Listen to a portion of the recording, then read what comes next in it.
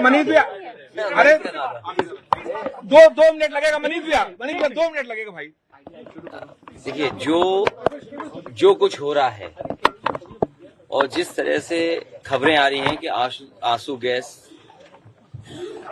और उससे पहले किसानों को रोकने के लिए, आंदोलन को खत्म करने के लिए कीलों से लेकर के न जाने क्या क्या दीवारें तक खड़ी की गई और प्रशासन के माध्यम से जो सरकार कर सकती थी वो सरकार कर रही है। दिल्ली की सरकार जानबूझ करके किसानों की आवाज दबाना चाहती है। ये वही सरकार के लोग हैं जिन्होंने किसान को कहा कि उनकी आय दोगुनी हो जाएगी, फसल की कीमत मिलेगी, एमएसपी लागू करेंगे। कुछ वर्षों पहले हमने और आपने देखा किसान आकर के धरने पे बैठ गए। 800 से ज्यादा किसानों की आत्महत्या हुई या हत्या हो गई, जान चली गई, लेकिन उसके बावजूद भी सरकार किसानों को एमएसपी देने के लिए तैयार नहीं है। तो जो सरकार किसानों के नाम पर वोट लेना चाहती हो, जो सरकार स्वामीनाथन जी को भारत रत्न दे रही हो, जो सरकार किसानों के नेता चौधरी चरण सिंह जी को सम्मान दे रही हो, भारत रत्न, आखिरकार किसान को एमएसपी क्यों नहीं?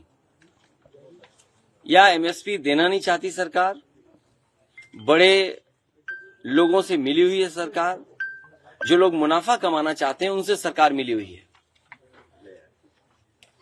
और उसी का परिणाम यह है कि किसान की आवाज दबाने के लिए लगातार सरकार इसी तरह का व्यवहार कर रही है किसानों के साथ। आने वाले चुनाव में जो 2024 को होने जा रहा है, देश की जनता भारतीय जनता पार्टी को हटा देगी। ये पेपर लीक कोई पहला नहीं हुआ है। इस सरकार में कोई भी परीक्षा होगी, बिना पेपर लीक के परीक्षा पूरी नहीं हुई है। सवाल पेपर लीक का तो है ही, लेकिन उसके साथ साथ जो संस्थाएं पेपर कराती हैं और जिन संस्थाओं पे ये जांच चली जाती है, जब पहला पेपर लीक हुआ होगा तो ये किसने जांच की? ये क्या वजह है सरकार पेपर लीक होने के बाद एक ही संस्था के पास ये जांच के लिए भेज देती है? सर, प्रधानमंत्री आज अबू धाबी कल सर वहाँ मंदिर का उद्घाटन करेंगे, क्या करेंगे? उसमें क्या कहना? वहाँ की सरकार ने बुलाया है, वहाँ के लोगों ने बनाया है और हमारे भारत का, और भारत में हर जगह भगवान के मंदिर हैं, कौन सी जगह नहीं है, और दुनिया में फैले हुए हैं। यूरोप में चले जाएं, अमेरिका चले जाएं, भगवान कृष्ण के न जाने कितने मंदिर आपको मिलेंगे। यूरोप में मिल जाएंगे, रशिया में मिल जाएंगे, अबू धाबी और आसपास भगवान कृष्ण के मिल जाएंगे। तो ये कोई आज से थोड़ी मंदिर बन रहे हैं, जाने कब से बन रहे हैं।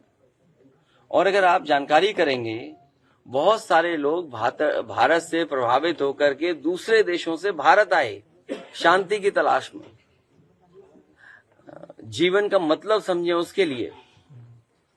बीटल्स के बारे में सुना होगा, जिस समय वो पीक पे थे अपने, उस समय भारत में ही आए और कई आश्रम में रहे और भगवान कृष्ण के शरण में भी रह गए।